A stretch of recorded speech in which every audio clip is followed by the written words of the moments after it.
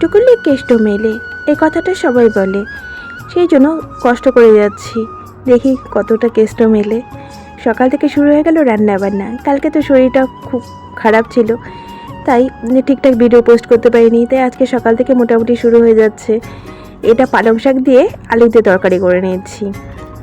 আর করব মুসুর ডালের বড়া। মুসুর ডালের বড়া দিয়ে কী খাবো বলো তো? পান্তা ভাত। যে গরম পড়েছে আর খেতে ইচ্ছে করে না। আর এই যে এই বোনগুলোর কমেন্ট তুলে ধরছি, এরা যা অ্যাক্টিভ, এদের সাথে যুক্ত হয়ে যাবে সবাই।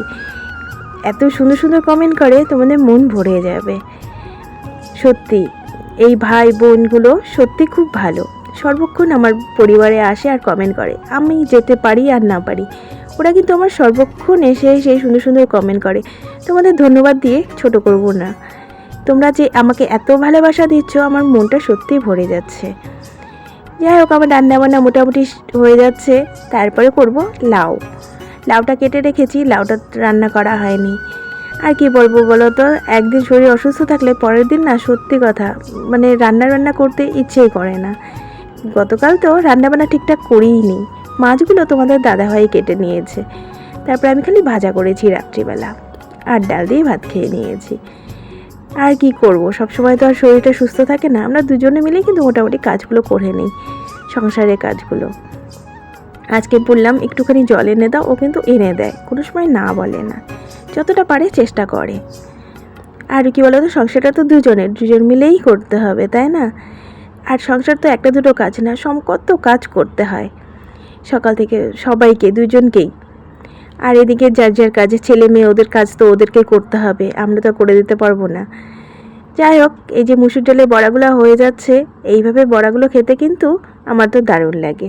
আর তোমাদের কেমন লাগে? এর মধ্যে আমি পেঁয়াজ দিয়েছি, লঙ্কা দিয়েছি, আর লঙ্কা দিয়ে কিন্তু ভালো করে পেস্ট করে নিয়েছি, একটু ঝালঝাল করে নেব।